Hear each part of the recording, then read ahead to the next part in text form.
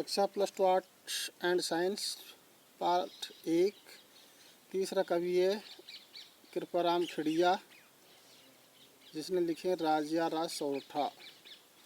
पहला सोरठ है उपजावे अनुराग कोयल मन हर्षित करे, कड़वो लागे काग रसनारा गुण राजिया। प्रसंग प्रस्तुत सोरठा हमारी पाठ्य पुस्तक सृजन में संकलित कवि कृपाराम खिड़िया द्वारा रचित सोरठों से अवतरित है। इस सोरठे में कवि ने मधुर वाणी बोलने का संदेश दिया है। व्याख्या। कवि कृपाराम खिड़िया कहते हैं कि कोयल अपनी मधुर वाणी से सुनने वालों के हृदय में प्रेम उत्पन्न किया करती है और उसकी बोली सुनकर मन बड़ा प्रसन्न हो जाता है।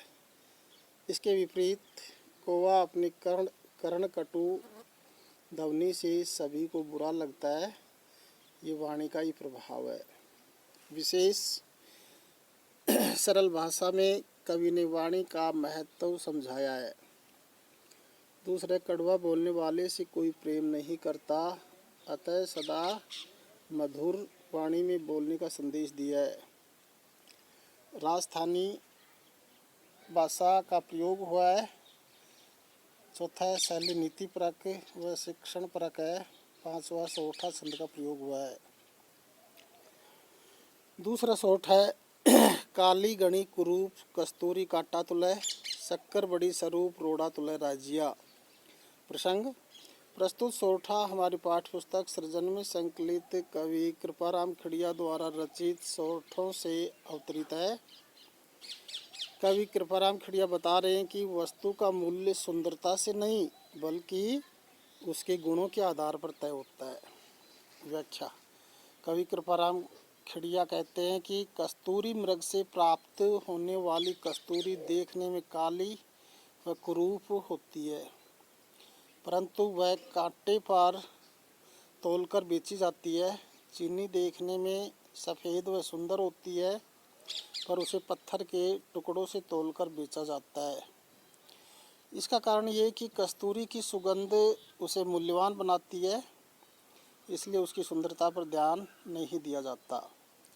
विशेष पहला बिंदु है, सोरठे में ये संदेश अभिव्यक्त हुआ है कि बाहरी रंग रूप लुभावना होने से कोई वस्तु मूल्यवान नहीं हो जाती, उसके गुण ही उसका मूल्य निर्धारित करते हैं। अतः मानव को भी गुणवान बनना चाहिए। दूसरा है अन्योक्ति तथा अनुप्रास अलंकार प्रयुक्त हुआ है। तीसरा है सोरठा छंद है। चौथा है राजस्थानी भाषा का प्रयोग हुआ है और पांचवा नीति परक सोरठ है।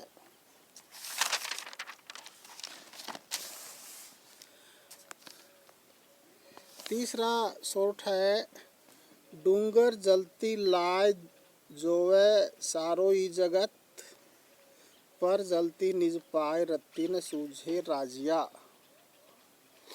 प्रसंग प्रस्तुत दोहा हमारी पाठ्य पुस्तक में संकलित कवि कृपाराम द्वारा रचित सोरठों से अवतरित है। इस सोरठे में कवि लोगों पर व्यंग कर रहा है और दूसरों की कलह और विवाद को देखकर आनंदित हुआ करते हैं।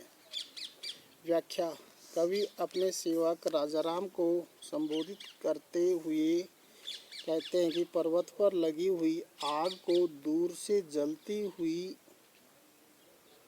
देखकर सारा संसार बड़े आनंद के साथ देखा करता है, किंतु लोगों को अपने पैरों के पास लगी हुई आग दिखाई नहीं देती है। भावार्थ ये कि लोग दूसरों के बीच हो रही कलह और विवाद को देखकर अपने मन ही मन प्रसन्न हुआ करते हैं। उन्हें अपनी कलह और विवाद को भूल जाते हैं। विशेष पहला पॉइंट, कवि का अभिप्राय ये है कि हमें दूसरों के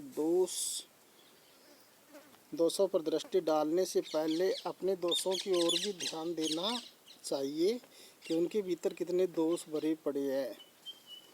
दूसरा, कवि कबीर जी ने इस मत की पुष्टि करते हुए कहा है कि जो दिल खोजा आपना मुझसे बुरा न कोई। तीसरा है राजस्थानी भाषा का प्रयोग हुआ है। चौथा है सोरठा छंद प्रयुक्त हुआ है। पांचवा है अनुप्रास अलंकार प्रयुक्त हुआ है। चौथा सोरठ है मतलब की मनवार चुपके लावे चूरमो, बिना मतलब की मनवार राव न पावे राजिया। प्रस्तुत सोरठा हमारी पाठ्य पुस्तक सृजन में संकलित कवि कृपाराम खिड़िया द्वारा रचित सोरठों से अवतरित है।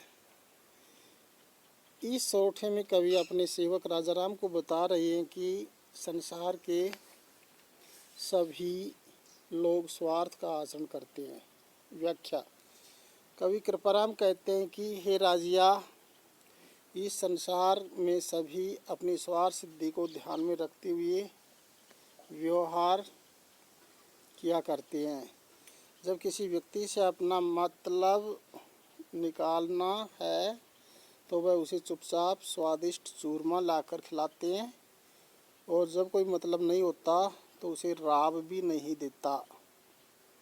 विशेष कवि अपने पाठकों को संबोधित करते हुए कहते हैं कि स्वार्थी लोगों द्वारा खुशामद किए जाने पर सतर्क रहना चाहिए।